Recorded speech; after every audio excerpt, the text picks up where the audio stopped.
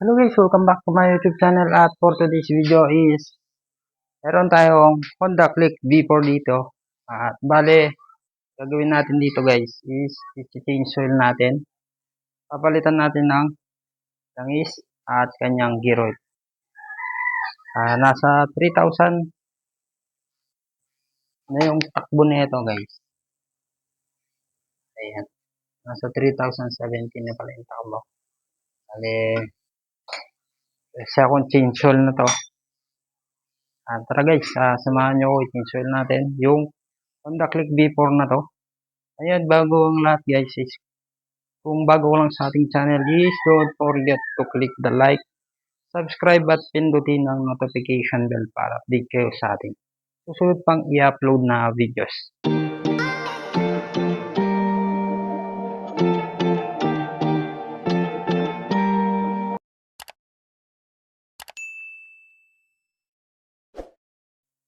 Tara guys, start na natin.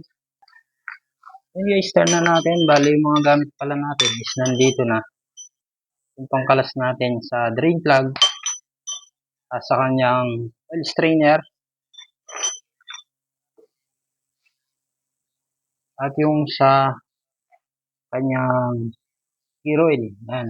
Bali ito yung gagamitin natin na langis. Ayan. Then ito yung sa gear oil niya. Bali una natin gawin guys is kakalasin natin tong drain plug niya dito. Ang tatanggalin natin yan, iluluwagan natin. Tapos surod natin tong kanyang gear oil yan. Bali dalawa yan guys. Yan. Dalawa yan. Ito yung drain plug. Tapos dito natin sasalian. Tapos pati ito guys is bubuksan natin. Yan. Oil strainer yung tawag yan. Once na nag-change oil kayo ng mga motor is kailangan nyo din buksan yan guys. Kasi yung mga dumi is nasasala dyan. Yun yung pinaka oil filter niya. Yan guys, bali set up ko lang yung video natin. Yan. At i-start na natin yan.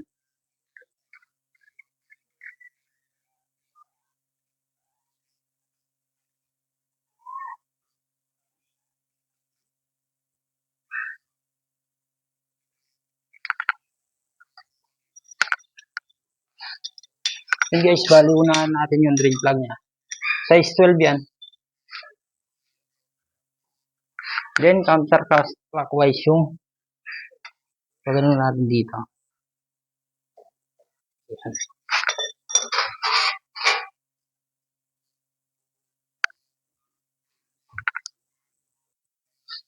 Yan guys, bali naluwan na natin. Yan, ito.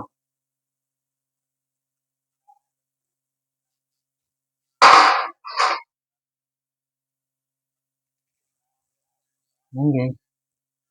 Konti lang yung pumatak kasi naka side stand siya guys. Kasi pag center stand natin is tatama yung langis dito. Baling gagawin lang natin yan. I-straight lang natin yung motor natin.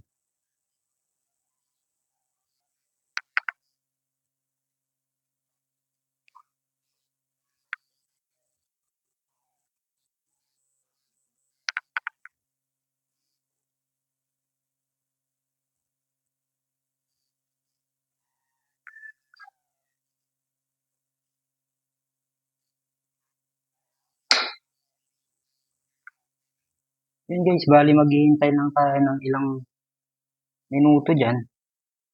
Once na pumapatak na lang yung tumutulo rito, pwede na natin ilagay ulit yung drain plug niya.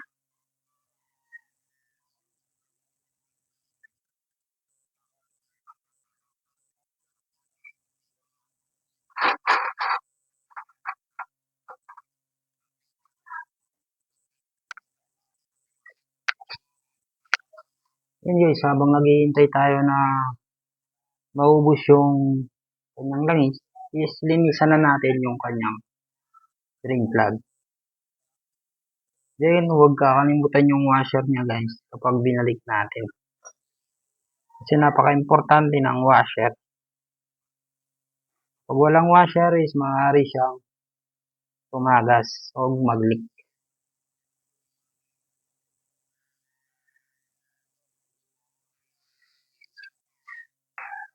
Yan guys, bali pumapatak na lang yung langis niya. Is lalagay na natin.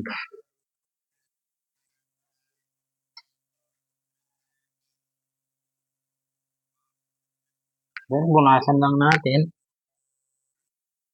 para malinis yung trabaho. Tapos guys, higpitan na natin.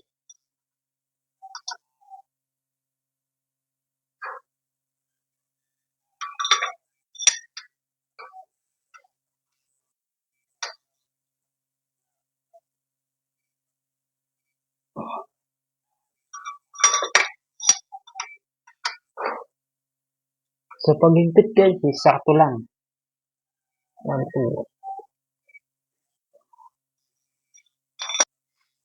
Yan guys, bali sunod natin yung kanyang oil strainer yan. Ito guys. Yung sinasabi kong oil strainer is ito. Yan. Bali size 17 yan. Ito guys. Size 17. Yan. Socket. Ayan o.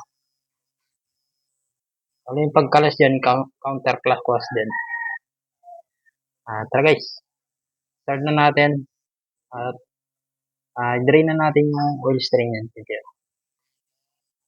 Yan guys, start na natin. Kalasin na natin yung kanyang oil strainer. Gagamit tayo ng 17mm na socket and extension at yung slider. Yan. Bali, counter clockwise. Pagkalas yan. Yan.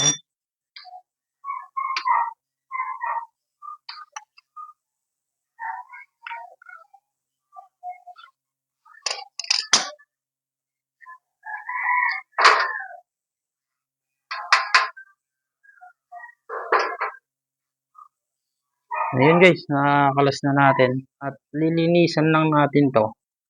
Then, ibabalik na natin ulit. At medyo wala naman pumapatak dito guys. Okay na yan. Bali, babalik na natin pagkatapos natin linisan.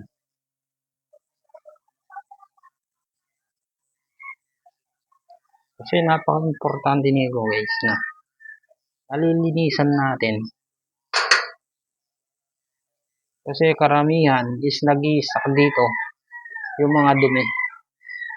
Or nasasala niya. Yan, yung spring.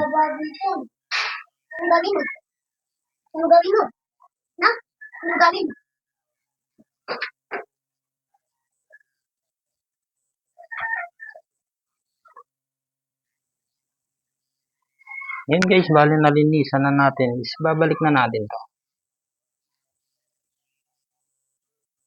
Yan guys, sa pagbabalik pala, is ganito lang. Itong cup niya, tapos spring, tapos yung oil strainer. Yung may spring, yung mga screen yan.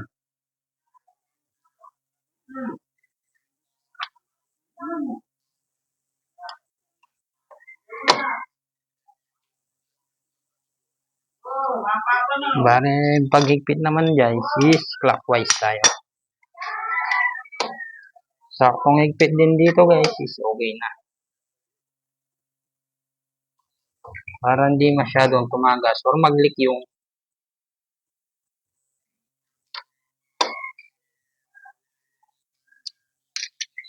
then pagkatapos nun guys is punasan lang natin para mas malinis yung pagtatrabaho natin. Maigi kasi na malinis tayo dito paggagawa. Para kung may shop ka is may babalik sa'yo. Yan guys, kaya tapos na yung oil strainer, naigpitan na natin. Bali dito guys, gagamit tayo ng 12mm na box wrench. Yan. Bali, kakalasin lang natin yun. Yan, kita ba?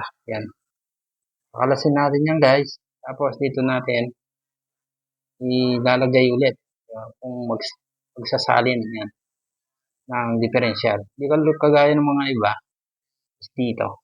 Yan. May cap sila dito. Bale, yung mga version 4 na on the click is dito na. Bolt na yung kanila. Okay, start na natin. Set up lang natin yung camera natin. Then, kunin natin yung oil capture natin.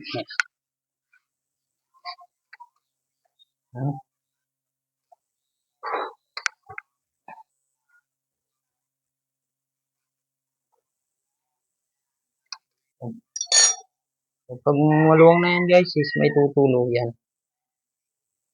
Yan.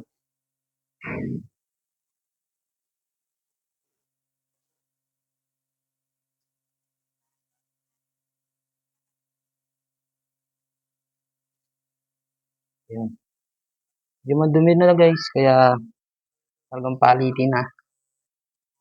Pero, tapos na ito guys, is every second change oil, pwede ka nang maglinis. Hindi na sabay sa pag-change oil. Para medyo patipid ng konti. Pero kung may budget ka naman, kasi gusto mo, is nasasabay lagi ito, is okay din naman. Pero karamihan is ginagawa nila, mag-change oil sila ngayon, papalitan nila. Sa susunod na change oil, is hindi na sila magpapalit. Bali sa susunod naman ulit. Yun guys, linisin din natin to. Ayun, bali wala na din. At linisan lang natin. Then pagkatapos yan, ibalik na natin guys.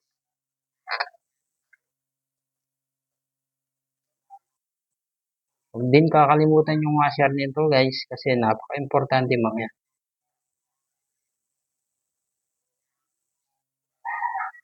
Para hindi mag-leak yung mga drain plug na. Pero, huwag mo munang palitan guys, kasi pwede pa yan.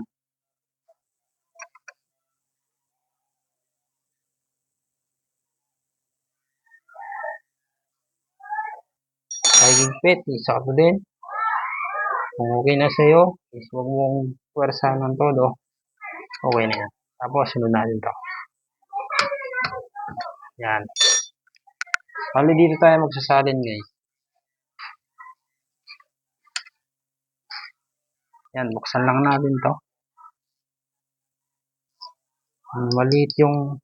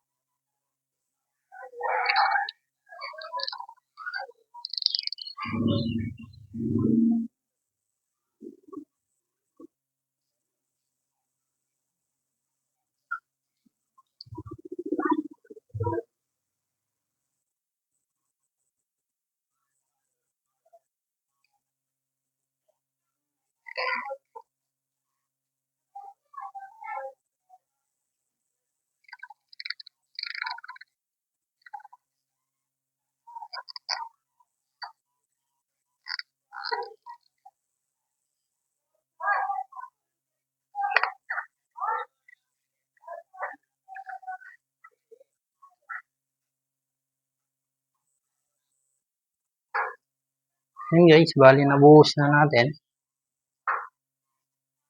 At ibabalik na natin tong kanyang drain plug na. Yan.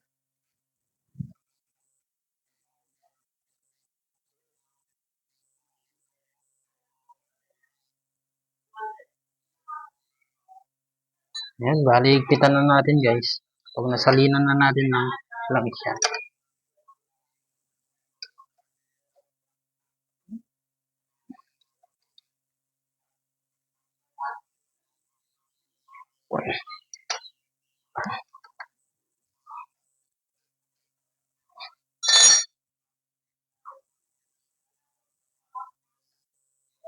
Yan guys, tapos na. Bali sunod natin lagyan yung kanyang langis. Yan. Malilipat lang natin dito. Yan guys, bali lipat tayo dito. Set up ko lang yung camera natin. Yan. Yan, buksan natin yung kanyang lipstick. Yan. Guys, ito. Yan guys, ito yung lipstick niya. Malilinisan lang natin. Tapos, kuha tayo ng yan, kuha tayo ng budo. Lagay na natin dito. Tapos guys, buksan natin yung langis niya na gagamitin. Ayan.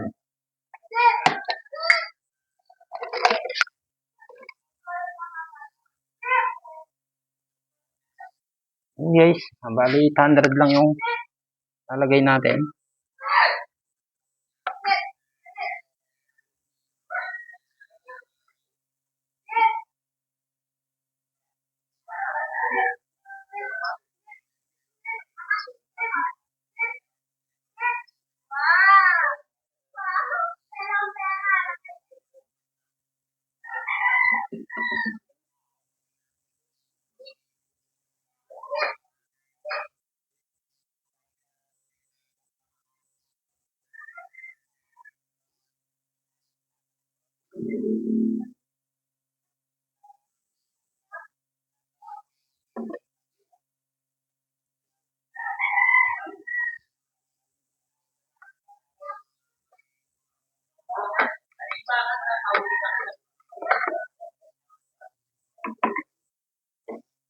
Ayan guys, bali nasali na natin yung langis niya at takpan na natin.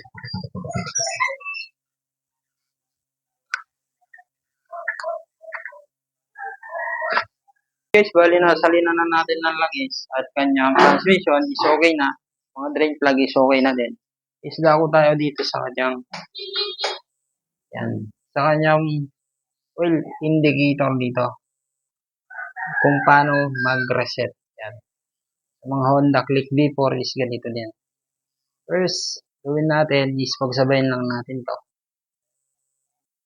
Then makikita nyo is magbiblink yung kanyang orasan. Tapos, click lang yung set. Yan. Yan. Bali magbiblink yung isa. Tapos, yan. Tapos, select din natin ulit. Oil, yan. Oil change indicator. Yan. Nagbiblink siya, di ba? Bali gawin lang natin is, yun guys, kapag nakita natin yung oil indicator na yan, nagbiblink na, is gawin lang natin, is click lang natin to.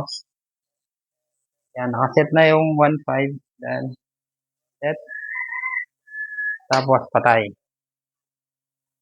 Then, huwag mong bibitawan yung select natin guys. Then, start natin. Yan.